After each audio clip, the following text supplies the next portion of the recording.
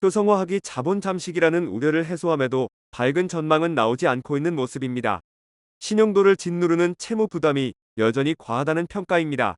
특수가스 사업부 매각을 통해 일시적으로 유동성 압박을 완화할 수는 있겠으나 근본적인 해결책이 되기는 어려울 것으로 보입니다.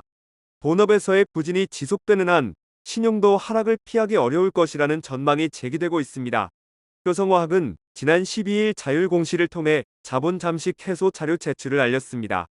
효성화학은 지난해 말 기준 자본금 전액 잠식 이슈가 촉발된 탓인지 빠르게 대응에 나섰습니다. 자본 잠식 해소는 특수가스 사업부 매각이 주도했습니다. 효성화학은 매각 대금이 9,200억 원으로 6,007억 원의 매각 차익을 확보했으며 이는 올 1월 반영됐다고 밝혔습니다. 회사 측이 제시한 대로 반영된다면 자본 잠식 해소가 되며 거래도 재개될 전망입니다. 하지만 효성화학을 향한 우려를 완전히 씻어내지는 못했습니다. 여전히 본업에서의 부진이 발목을 잡고 있는 분위기입니다.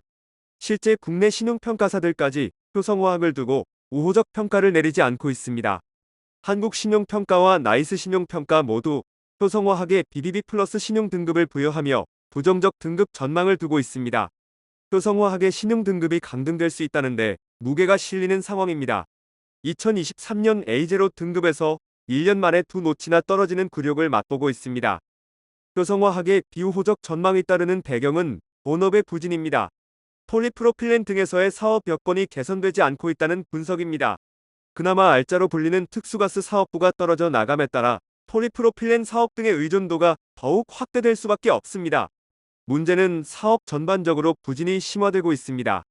김호석 한국신용평가연구위원은 중국에서의 대규모 PDH 설비 증설 등으로 단기간 내 폴리프로필렌 수급 개선이 쉽지 않아 보인다며 중장기적인 수요 성장을 상회하는 증설이 지속될 것으로 보여 스프레드 약세 기조가 이어질 가능성이 높다고 말했습니다.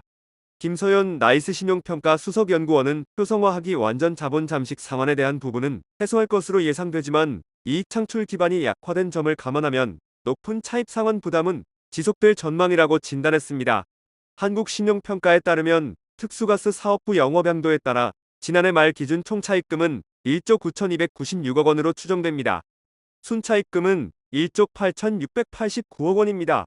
차입금 대비 현금성 자산 규모가 턱없이 부족한 점이 여실히 드러나는 대목입니다. 효성화학은 지난해 잠정 영업손실액으로 1,705억 원을 제시하며 적자 구조가 지속되고 있습니다. 때문에 자력으로 차입금 상환은 불가피합니다. 투자은행 업계 관계자는 효성화학의 차입금 상환을 위해서는 외부 조달에 의존할 수밖에 없다며 최근 자본 잠식 이슈와 만성 적자 구조 탓에 외부에서의 자금 조달은 쉽지 않을 것이라 밝혔습니다. 이어 현재는 신용등급 강등을 우려해야 하는 상황이라며 신용도가 하락한다면 조달 부담의 추가 확대는 불가피하다고 덧붙였습니다.